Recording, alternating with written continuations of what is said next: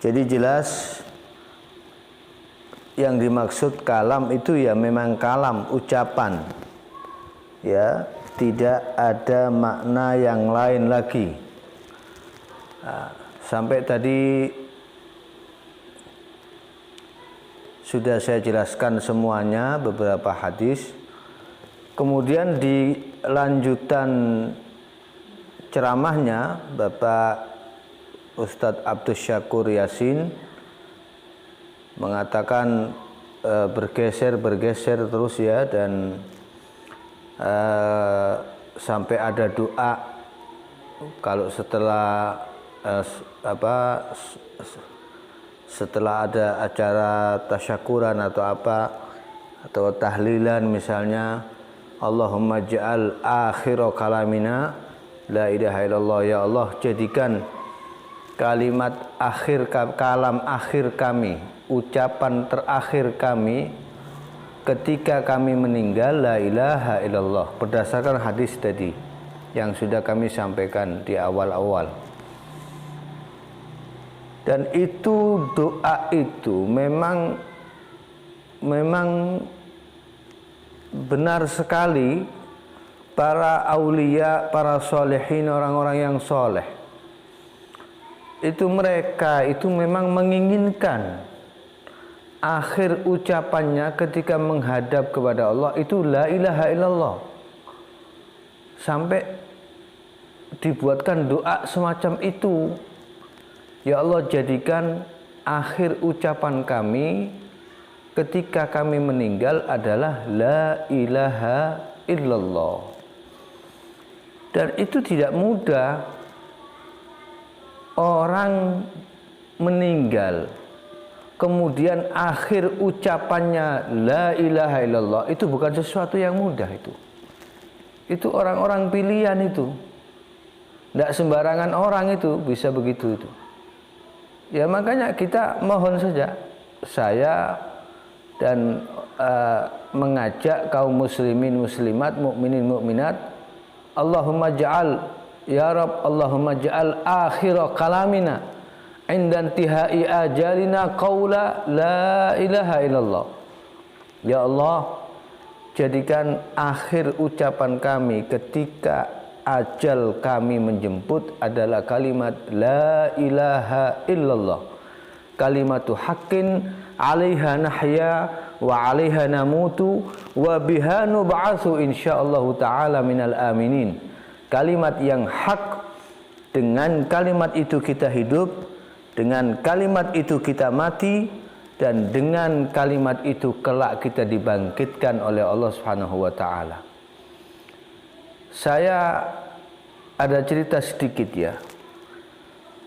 Salah satu kiai besar dulu di kota kami di Pasuruan, Kiai Haji Ahmad Dahlan Lebak. Beliau itu ada yang mengatakan pengganti dari Al-Maghfurlah Kiai Haji Abdul Hamid Abdullah. Itu ketika mondok di Kiai Haji Jazuli Peloso, punya kebiasaan pada saat masih mulai mondok, ketika mau tidur, setelah habis ngobrol omong-omong sama temannya, itu mau tidur, begitu mau tidur dia ucapkan la ilaha illallah, baru tidur. Jadi setelah baca doa tidur, kemudian mengucapkan kalimat la ilaha illallah. Harapannya kalau nanti dia tidak bangun tidur, kemudian diambil ruhnya oleh Allah Subhanahu wa taala, maka itu menjadi kalimat terakhir yang dia ucapkan. Jadi para ulama itu sampai begitu. Mereka membiasakan diri dengan riyadhah, ta'awud ya, kemudian dengan banyak amal soleh, sering-sering zikir. Supaya apa? Supaya nanti itu menjadi ucapan terakhir ketika ruhnya diambil oleh Allah Subhanahu wa taala. Itu bukan sesuatu yang mudah. Wahai Bapak Ustadz Abdus Syakur ya, Mudah-mudahan saja Anda nanti termasuk orang yang akhir ucapannya la ilaha illallah. Jadi itu yang perlu kami sampaikan. Ya, jadi kalam di situ memang bermakna kalam. Bahkan di hadis itu banyak sekali di Sahih Bukhari itu. Bahkan ada kalimat wa in zana wa in saraq, qala wa in zana wa in saraq. Jika dia berzina ya Rasulullah, jika dia mencuri ya Rasulullah.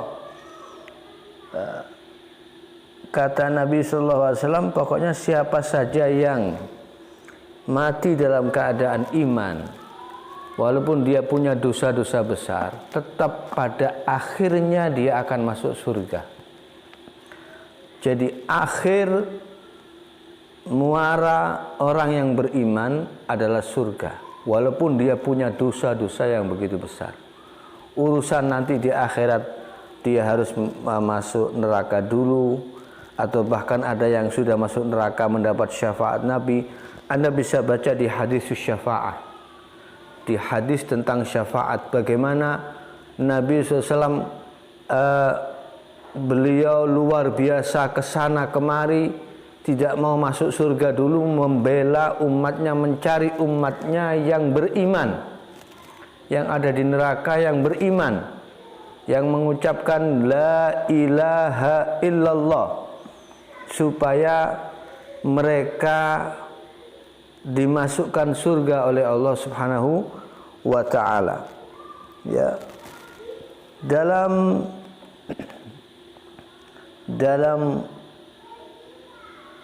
Sahih Bukhari di bab janaiz ini juga dijelaskan satu hadis sabda Nabi sallallahu alaihi wasallam.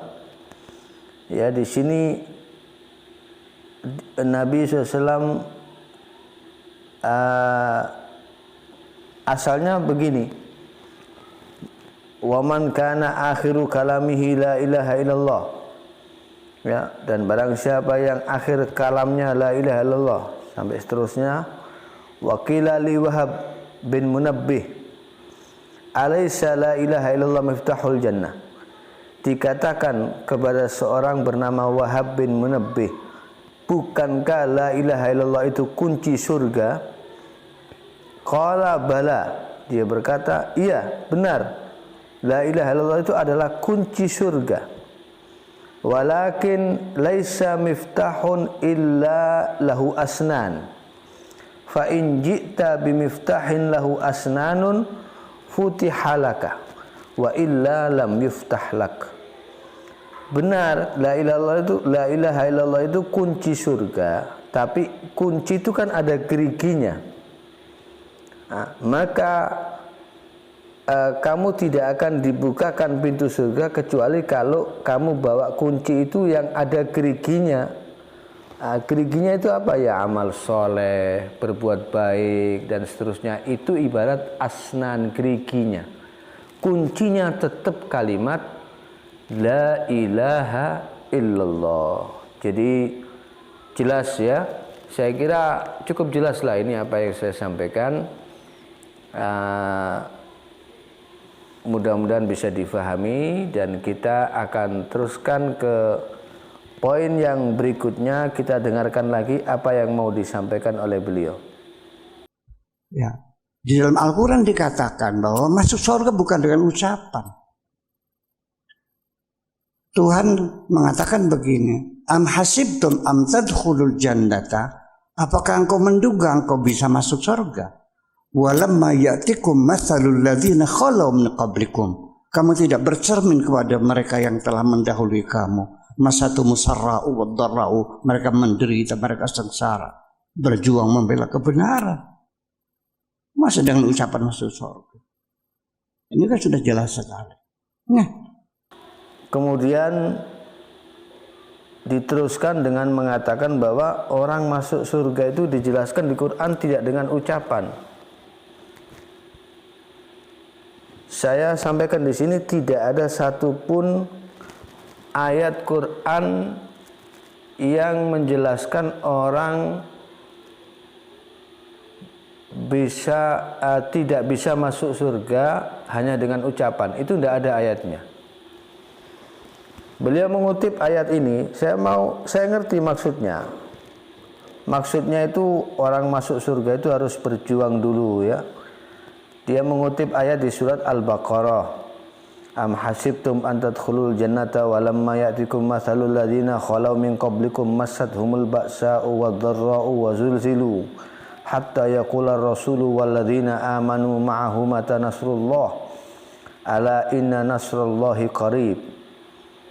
Nah, ini apakah kalian mengira akan masuk surga padahal kalian belum mengalami apa yang dialami oleh umat-umat terdahulu. Mereka ditimpa kesusahan, mereka berdarah-darah, mereka mendapat banyak guncangan. Artinya ini dengan jihad, dengan perang, ya. Sampai-sampai Rasul dan orang-orang yang beriman bertanya kapan datangnya pertolongan Allah. Ala inna nasrallahi qarib. Nah, Allah Ta'ala menyampaikan kepada nabinya bahwa ingatlah sesungguhnya pertolongan Allah itu dekat. Nah, ayat ini dibuat dalil oleh penceramah mengatakan bahwa kita harus bercermin dengan ini, bahwa tidak ada kok orang masuk surga dengan ucapan. Ayat ini tidak tanakut, tidak ada pertentangan dengan hadis-hadis yang kami sampaikan di atas. Ayat ini hanya menjelaskan bahwa yang dimaksud di sini, yang dimaksud dengan antadkhulul jannah tadi, masuk surga ini, harus masathumul ba'sa'u wadh-dharra'u wa zulzilu, harus berdarah-darah dulu, menderita dulu dan seterusnya. Itu yang dimaksud adalah di sini masuk surga bersama as-sabiqin, ya. Ini dengan golongan pertama tanpa disiksa terlebih dahulu. Ini orang-orang yang elit masuk surganya ma'as-sabiqin, tanpa hisab, tanpa disiksa, tanpa azab. Ya. Bukan bahwa orang yang tidak beramal tidak mungkin masuk surga, tidak. Dalam tafsir Hadaiqur Rauhi war Raihan, ya, fi Rawabi Ulumil Quran, di sini dijelaskan wal makna la tadhunnu ayyuhal mu'minuna annakum tadkhulul jannata ma'as sabiqina bimujarradil imani min ghairi jihad. Wahai orang-orang yang beriman, jangan kalian mengira bahwa kalian masuk surga bersama ma'as sabiqin, bersama orang-orang pertama yang masuk Islam hanya dengan modal iman, tanpa jihad, tanpa perang, tanpa jihad. Itu maksudnya masuk surga tapi ma'as sabiqin, ya, ma'as sabiqin. Nah, kemudian sampai di sini wal maksud min dzalika ta'limu man ya'ti ba'dahum wa illa fahum qad jahadu fillahi haqqa jihadi wa sabaru sabran jamila. Jadi ini juga yang dimaksudkan adalah mengajari generasi yang akan datang, gitu loh. Maksudnya bukan berarti di sini menjelaskan ayat ini seakan-akan menafikan orang masuk surga tanpa hanya dengan modal ucapan la ilaha illallah. Tidak. Tapi yang dimaksud dalam ayat ini orang masuk surga yang ma'as sabiqin. Bahkan kadang orang Islam masuk surga walau amalnya sangat sedikit. Lah kalau masuk surga itu disyaratkan harus perang. Lah bagaimana nasibnya yang nggak perang? Lah Anda sama saya kan nggak perang. Apakah kita nggak masuk surga gitu? Dengan dasar ayat tadi yang Anda bawakan tadi itu. Kalau Anda mengatakan bahwa masuk surga itu nggak cukup dengan ucapan, harus seperti itu, masatumul ba'sa wadh-dharra'u. Jadi apakah saya dan Anda yang tidak perang Dan orang-orang yang sekarang yang tidak perang itu kemudian tidak masuk surga. Kok sulit banget ya masuk surga itu ya? Padahal Allah Ta'ala itu tidak mempersulit kita. Orang masuk surga itu banyak cara kok. Banyak jalan. Tidak harus seperti itu gitu loh. Bahkan ada amalnya sedikit. Malah ada yang tanpa amal. Itu masuk surga. Ada. Tanpa amal masuk surga, ada. Ya, walaupun misalnya harus transit di neraka dulu misalnya ya. Itu kan urusan nanti di akhirat. Tapi yang saya bahas akhirnya itu kan tetap surga. Ya. Misalnya katakanlah hadis yang ada di Sahih Bukhari. Di sini yakhruju minan nari man qala la ilaha illallah wa fi qalbihi waznu sya'iratin min khair wa yakhruju minan nar man qala la ilaha illallah wa fi qalbihi waznu burratin min khair wa yakhruju minan nar man qala la ilaha illallah wa fi qalbihi waznu dzarratin min khair. Masuk ke dalam keluar dari neraka barang siapa yang mengucapkan la ilaha illallah akan keluar dari neraka walaupun di hatinya ada iman yang sebesar ukurannya itu sekecil biji sawi atau biji jagung. Ya. Kemudian keluar dari neraka orang yang mengucapkan meyakini tidak ada Tuhan selain Allah, la ilaha illallah, dan di dalam hatinya ada sekecil biji atom daripada keimanan kepada Allah Subhanahu wa taala. Jadi orang yang beriman di sini khair yang dimaksud di sini adalah iman, ya. Jadi qala Abu Abdullah qala Aban haddatsana Qadadah haddatsana Anas anin Nabi sallallahu alaihi wasallam min imanin makana khairin. Jadi yang dimaksud min khairin di sini maksudnya min imanin. Jadi asal ada iman dalam hatinya, walaupun sekecil biji atom atau sekecil biji sawi, dia akan dikeluarkan dari neraka dan pada akhirnya akan dimasukkan ke dalam surga tanpa harus perang, tanpa harus jihad. Asal modal iman kepada Allah Subhanahu wa taala. Berikutnya ada hadis juga yang masih di Sahihul Bukhari.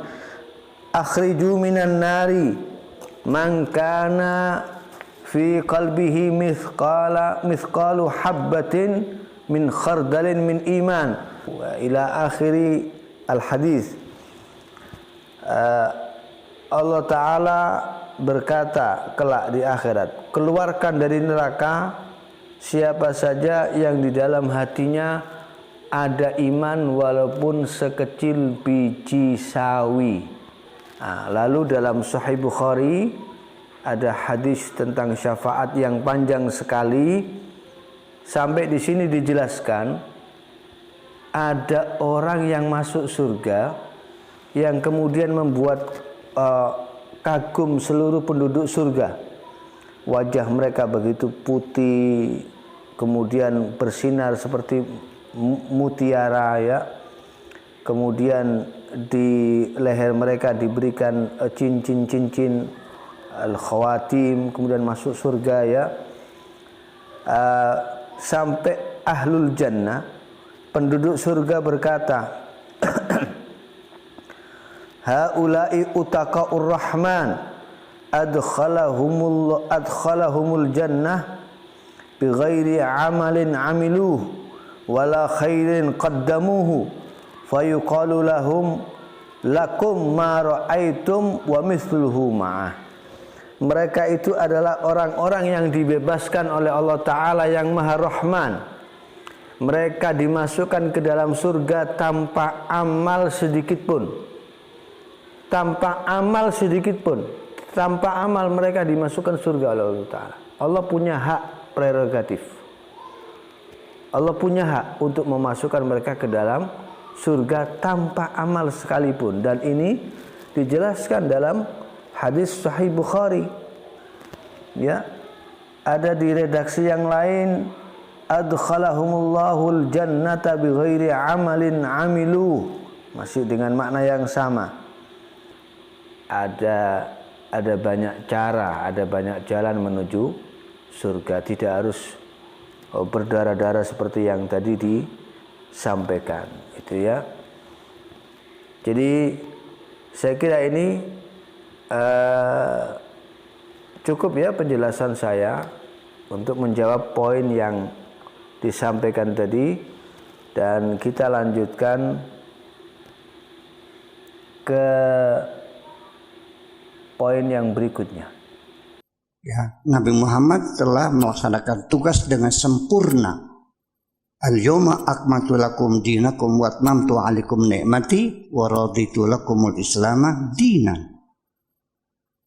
Ini ayat ini isinya menyatakan bahwa Nabi Muhammad telah melaksanakan tugasnya sebagai Rasul dengan sempurna.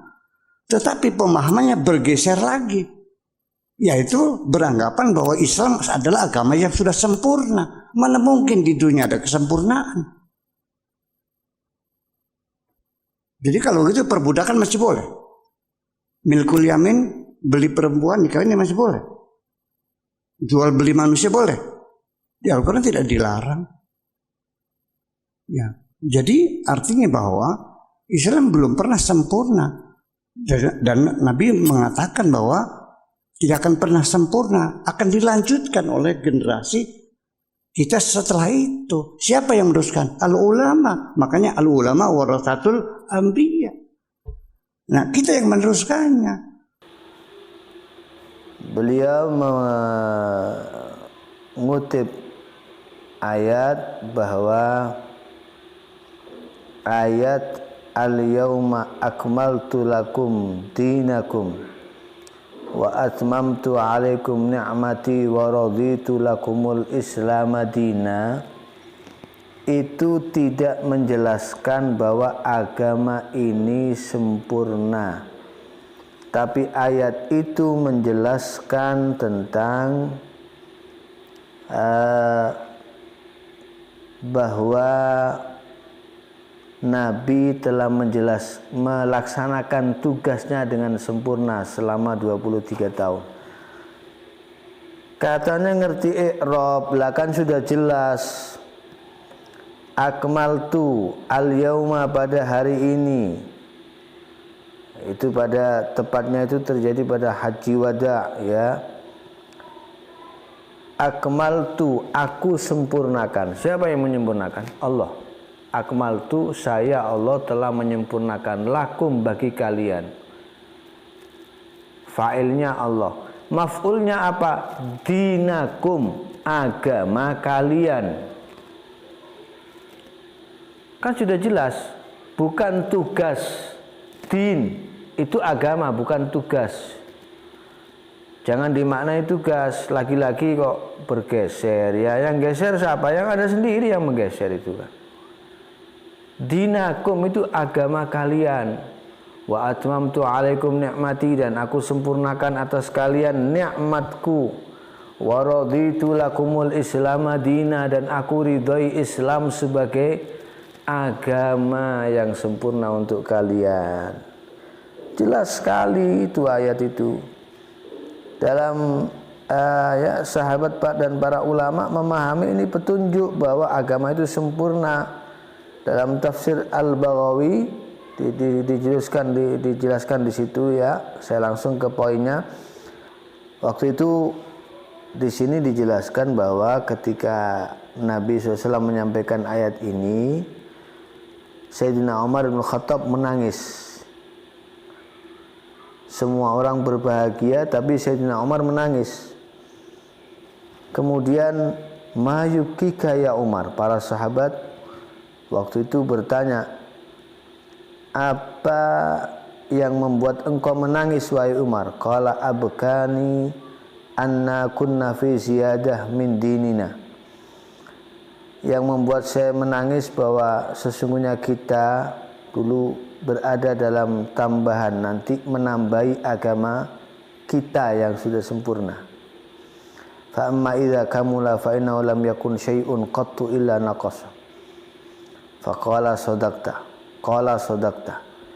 Karena sesuatu itu kalau sudah sempurna nanti akan ada kekurangan. Yang dimaksud di sini oleh beliau ini menangkap bahwa dengan sempurnanya agama ini berarti nanti Nabi akan wafat. Nabi akan wafat karena agama sudah sempurna. Nah, maka dijawab shadaqta, engkau benar. Ya. Baik, ini masih yang selanjutnya senada ya, sama.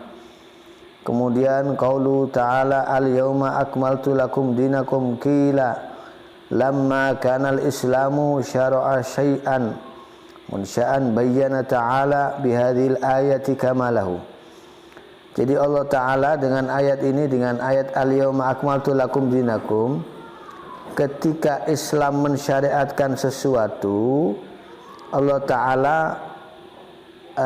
menjelaskan dengan ayat ini sempurnanya apa yang sudah disyariatkan oleh Allah Ta'ala. Innal adyanal haqqul laha jariyatun majra dinin wahid. Wakila, ada pendapat mengatakan bahwa sesungguhnya agama-agama yang hak semuanya itu berjalan berlaku di atas satu agama yang satu. Wa kana qabla al-Islam fi syai' baina ifrad wa tafrid. Sebelum Islam itu agama mereka itu macam-macam.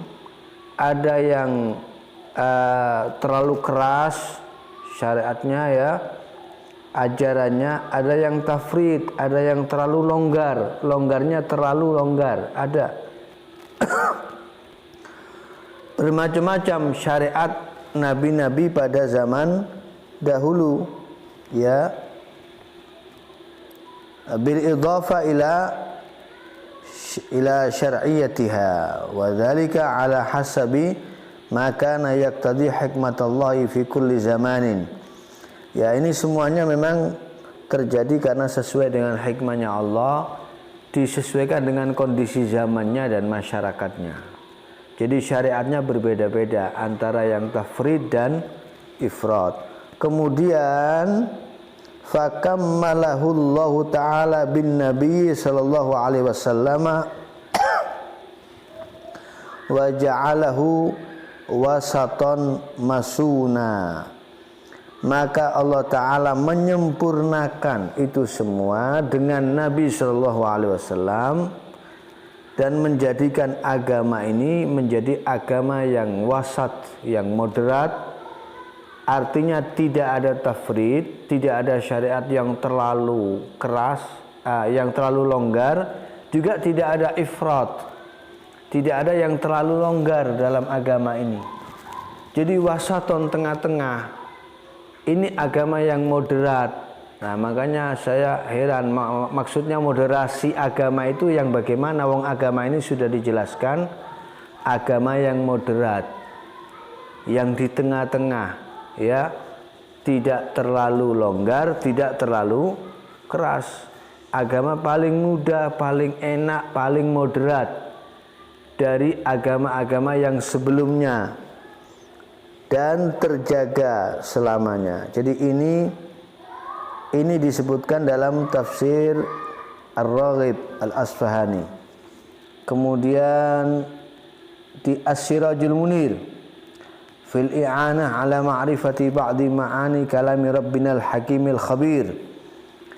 Ya, agama ini selalu sempurna. Ini penjelasannya panjang lebar setelah ayat al-yauma akmaltu lakum dinakum. Ini kan seakan-akan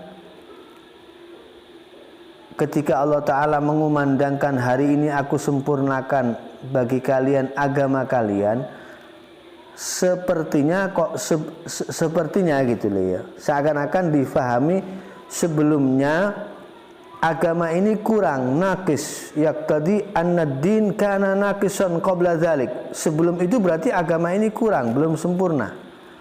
Wa dzalika yujibu anna ad-din alladzi kana alaihi Muhammad sallallahu alaihi wasallam aktsara umrihi kana naqisan. Berarti agama yang dijalani Nabi SAW di sampai beliau di usia itu, ya segitu banyaknya sekian puluh tahun, itu masih belum sempurna dong. Masih banyak yang kurang. Buktinya disempurnakan pada saat hari itu, di Haji Wada itu, di Al-Yauma itu. Ya.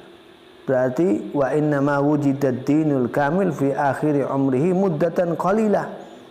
Kan setelah itu tidak lama Nabi kemudian wafat, berarti hanya sebentar Nabi mendapati agama ini sempurna. Kan ada seakan-akan pemahaman itu kan seperti itu. Nah, ini kemudian dijawab, ujiba bi anna ad-dina lam yakun naqisan bal kana abadan kamilan. Tidak benar, agama ini tidak pernah berkurang, tapi selamanya agama ini selalu sempurna. Wa kanat asy-syara'i'un nazila min 'indillah fi kulli waqtin kafiyatun fi dzalikal waqti. Ya, setiap syariat yang turun itu sudah sempurna untuk pada masa itu. Jadi turun ajaran ini, ya itu berarti sudah sempurna untuk waktu itu, untuk masa itu. Belum paripurna sampai yang secara totalitas, tapi sudah dikatakan sempurna, tidak boleh dikatakan kurang. Bukan kurang, sempurna sesuai dengan situasi dan kondisi pada saat itu. Jadi kondisionalnya sempurna pada saat itu.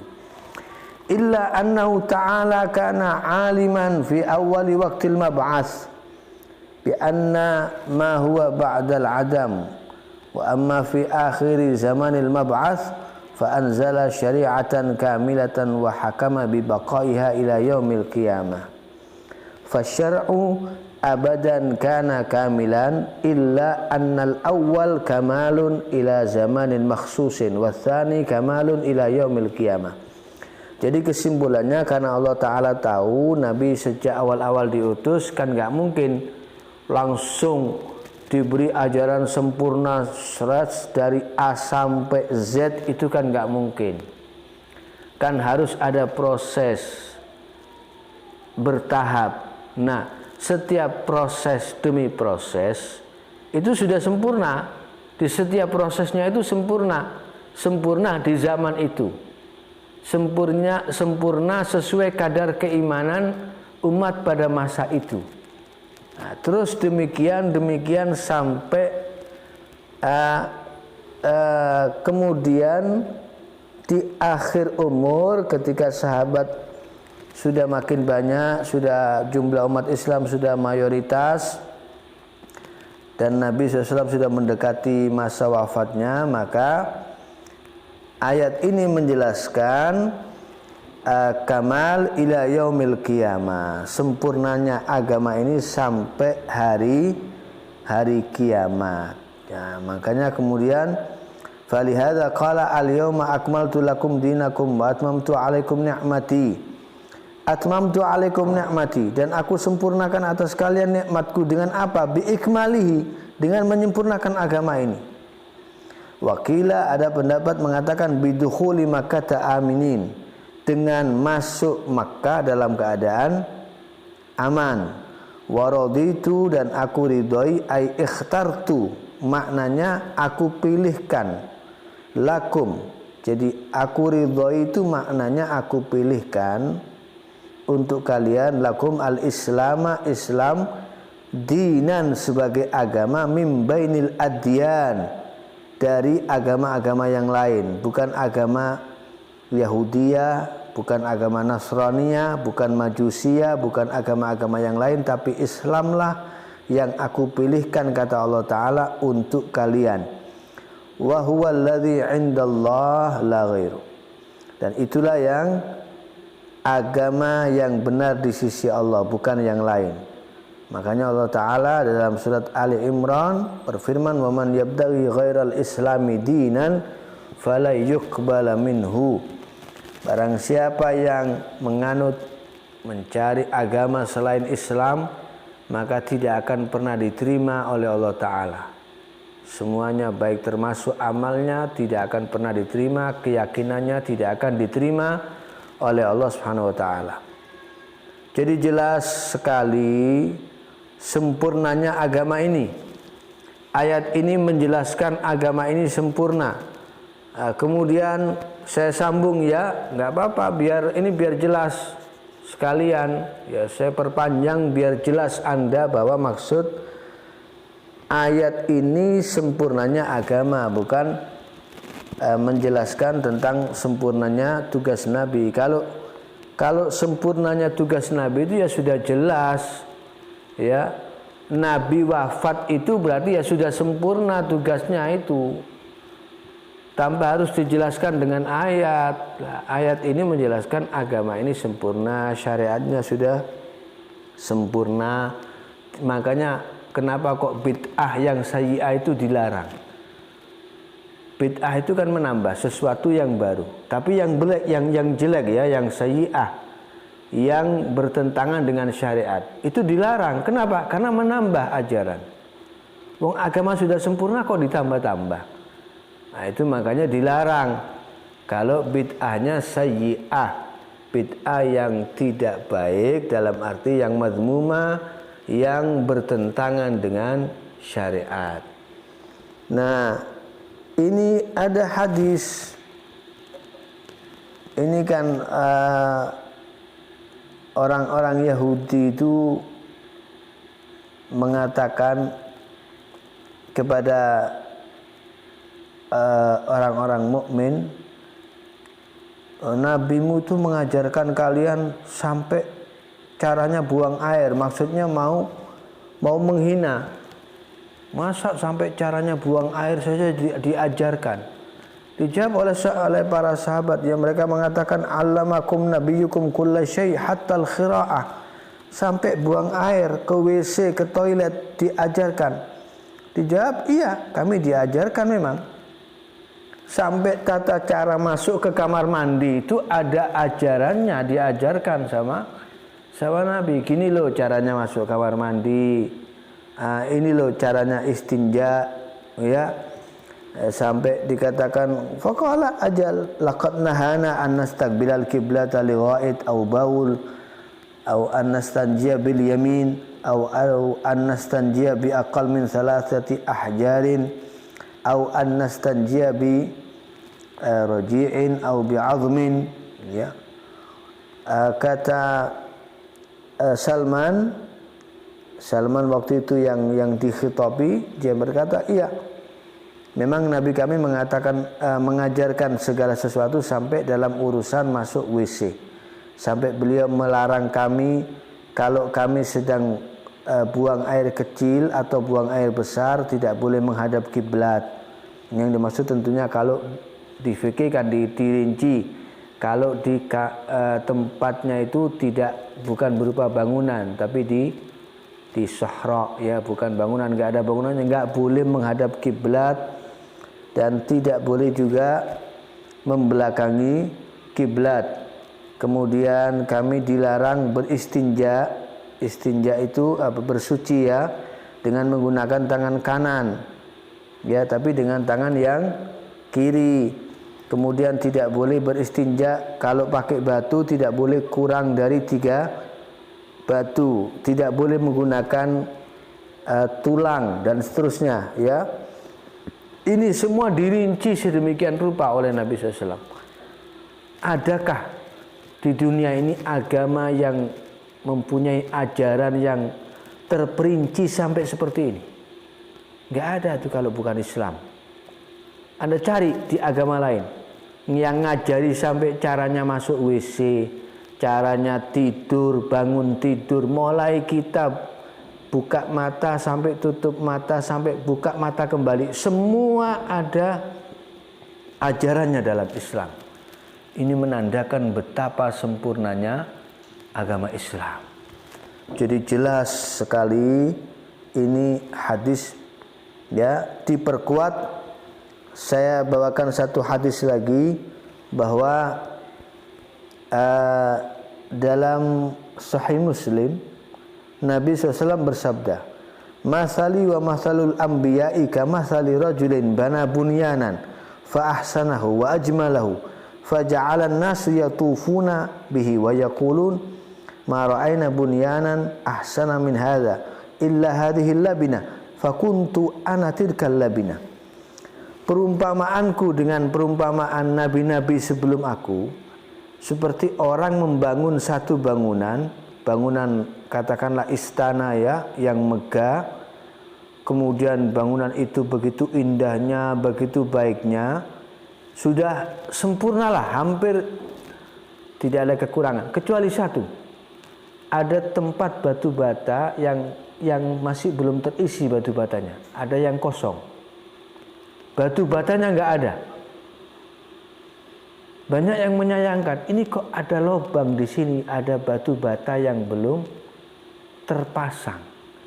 Maka kata Nabi SAW, fa'anatil kalabina, sayalah batu bata itu yang menyempurnakan bangunan tersebut. Jadi tanpa keberadaan Nabi, bangunan itu tidak sempurna. Ini perumpamaan, bangunan itu adalah agama Islam. Jadi agama samawi yang dari Allah Ta'ala ini menjadi sempurna dengan keberadaan Islam yang dibawa oleh Nabi Sallallahu Alaihi wa ala alihi wa sahbihi wasallam.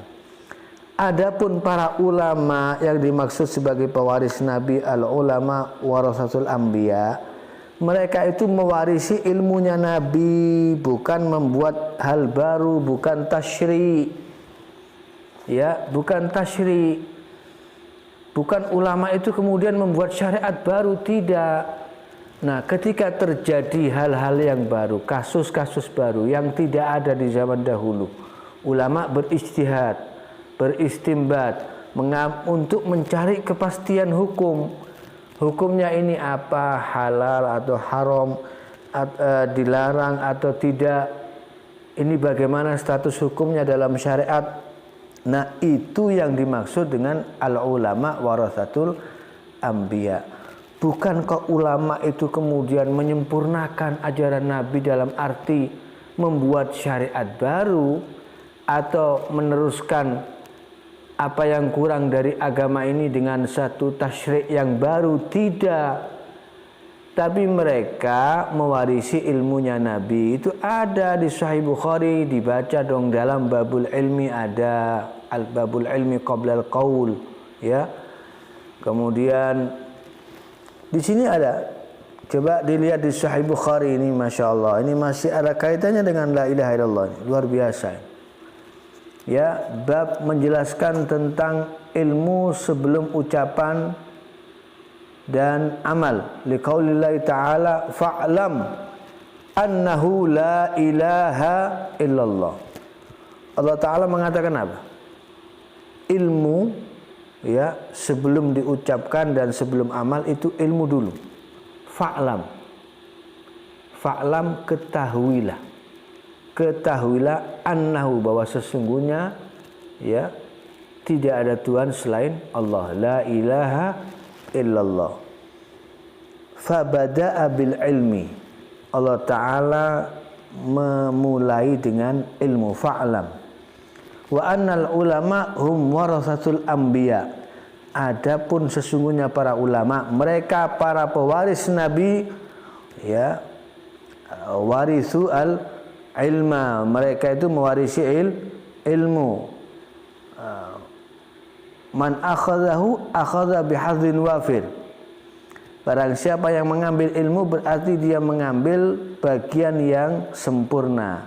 Wa man salaka tariqan yatlubu bihi ilman sahalallahu lahu tariqan ilal jannah.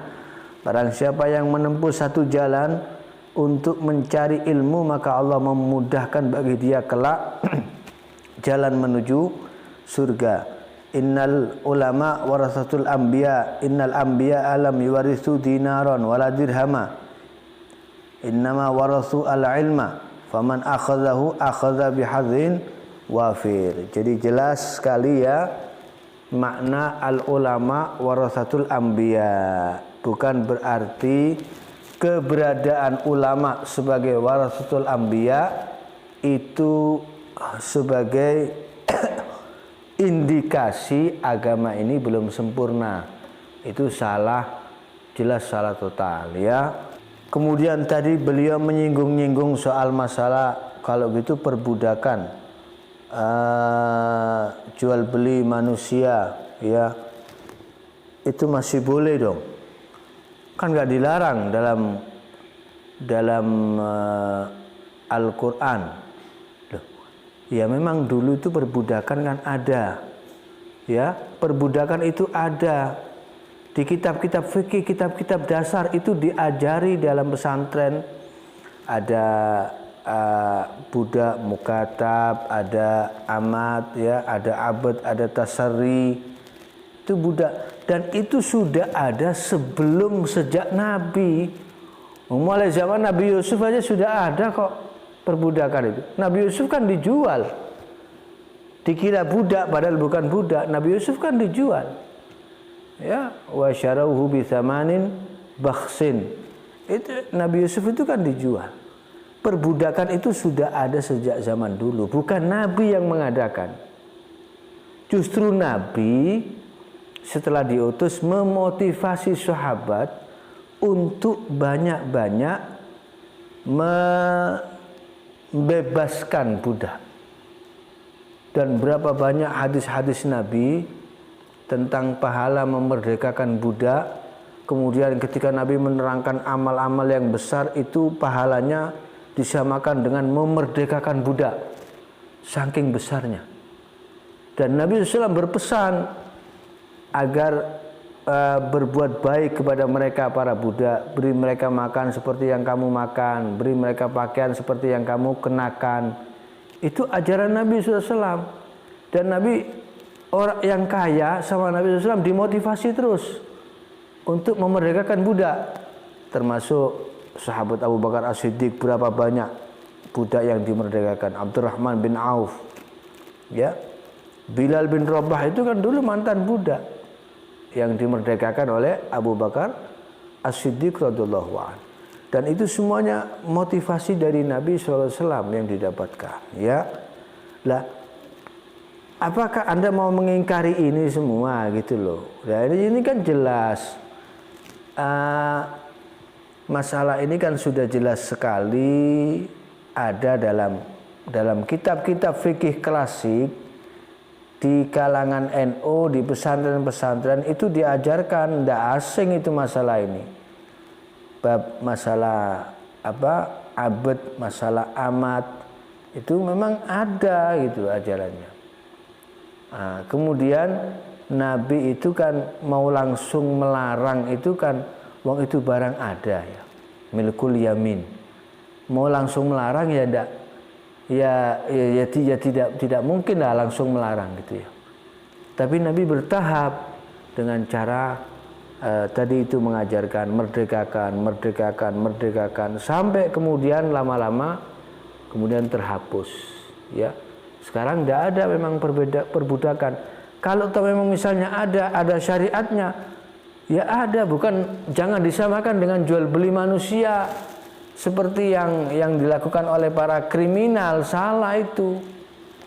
Nah ini kan repot kalau kemudian ada sebuah kajian ilmiah membahas tentang itu, terus dikira kita mau jual beli manusia, mau memperdagangkan manusia. Kita lagi bahas masalah perbudakan masalah. Di kitabnya ada, jelas penjelasannya ada, di Qur'annya ada, di hadisnya ada. Diajarkan di pesantren-pesantren. Lah kalau begini kan repot nanti. Ketika ada sebuah pembahasan tentang jihad. Kitabul jihad ada di Fathul Mu'in, buka, ada sendiri babnya jihad. Apakah berarti kita mau jadi teroris? Kan enggak. Bukan begitu cara memahaminya. Jadi jangan dibolak-balik dong cara memahami itu. Itu kita sedang mempelajari sebuah ilmu akademik Islam, ya, akademisi Islam. Ada pembahasan ilmiah yang memang ada sumbernya, literaturnya jelas ya. Jadi sekali lagi ini salah ya kalau menyamakan dengan mengatakan tidak adanya pengharaman yang jelas tentang masalah perbudakan, kemudian menyatakan itu indikasi bahwa Islam ini tidak sempurna, maka itu jelas salah ya, salah total ya. Jadi ini jawaban saya untuk beliau dalam poin ini. Kemudian kita lanjutkan di poin yang berikutnya, kita ingin tahu apa yang mau beliau sampaikan.